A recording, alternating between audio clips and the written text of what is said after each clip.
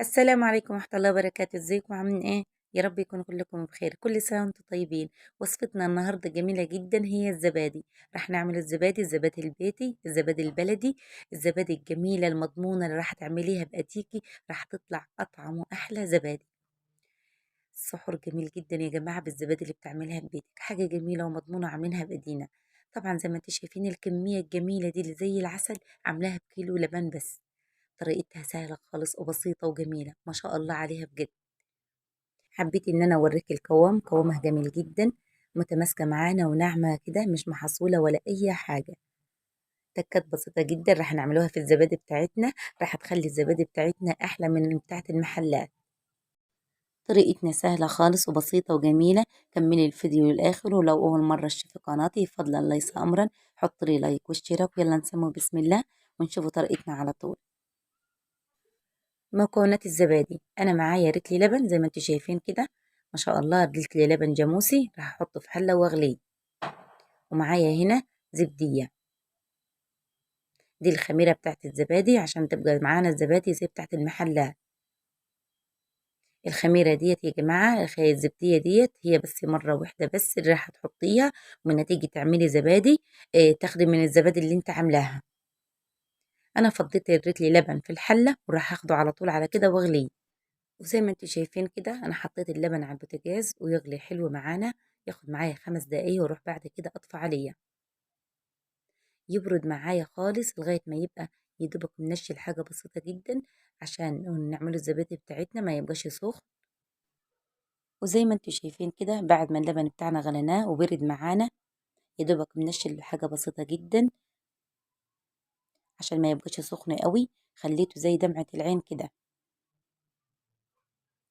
طبعا اللبن بتاعنا الجميل ده احنا الزبدية بتاعتنا مش هنحطها على طول، راح اعمل تكة جميلة جدا راح تخلي معاك الزبادي جميلة وناعمة معاكي.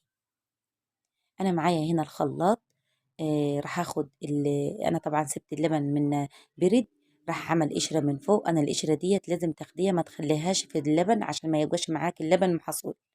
خدت زي كرناب كده وخدت القشرة وحطيت فيها الزبدية وراح اضربهم في الخلاط. وزي ما انت شايفين كده ما شاء الله انا اضرب الزبدية مع نص كوباية اللبن، اضربها وانعمها حلو، وبعد كده اروح حطها في اللبن على طول.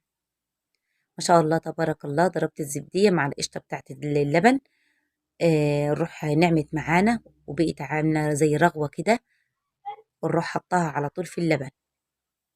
اجيب المضرب واضربه حلو كده عشان يختلط كل حاجة مع بعضها. وخلاص على كده الزبادي بتاعتنا جاهزة على طول نكبوها في الكوبايات. وزي ما انتم شايفين كده انا حضرت الطبقة بتاعتي. الطبقة ديت يا جماعة بتاعت الزبادي بتتباع عند بتاع اللبن عادي، يعني رخيصة جدا مش غالية قوي. والطبقة بتاعت البيت دي لو عندك كوبايات ممكن تكب في كوبايات كده تمليها تبقى جميلة. وزي ما انتم شايفين كده انا طبعا راح عاملة الطبقة بتاعتي جميلة جدا. الزبادي البيت يا جماعة توفير كتير على اللي بنشتروه من بره، وما شاء الله الزبادي تنفع معانا للكيكة وتنفع معانا للبسبوسة، يعني راح نستخدموها في كل حاجة الزبادي، مش للأكل بس، وللسحور جميلة. لو حابة تعملي بسبوسة تطلعي كده بالطبق وتعملي على طول جاهزة تلاقيها في التلاجة وما تشتريش ولا تحتاجيش تشتري من بره خالص. ما شاء الله رتلي لبن عمل لي كمية ما شاء الله عليها بجد. الطبقة اللي أنا عاملاها دي يا جماعة في البيت لزاز، ديت بزبدتين من بره، طبقة كبيرة كده ما شاء الله عليها. خلاص على كده أنا مليت الطبقة بتاعتي ما شاء الله زي ما انتوا شايفين.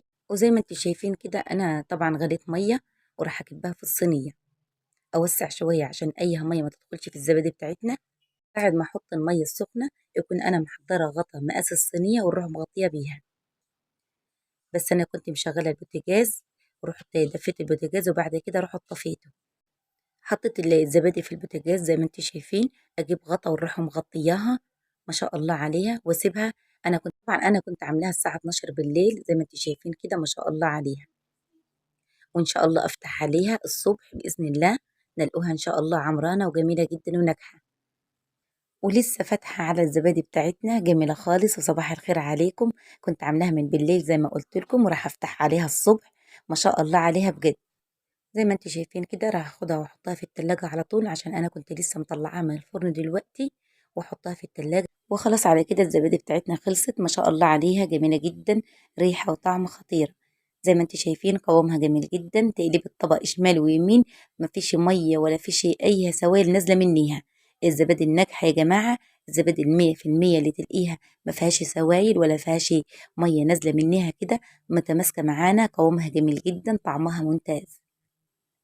امشي على خطواتي وانتي راح تعملي احلى زبادي للسحور. بيرة لبن عملت لي كمية كبيرة قوي ما شاء الله بجد. بركة كتير يا جماعة اللي بنشتروه من بره، خير في البيت. امشي على طريقتي وانتي راح تعملي احلى زبادي للسحور. وكل سنة وانتم طيبين، واشوفكم في فيديو تاني بإذن الله.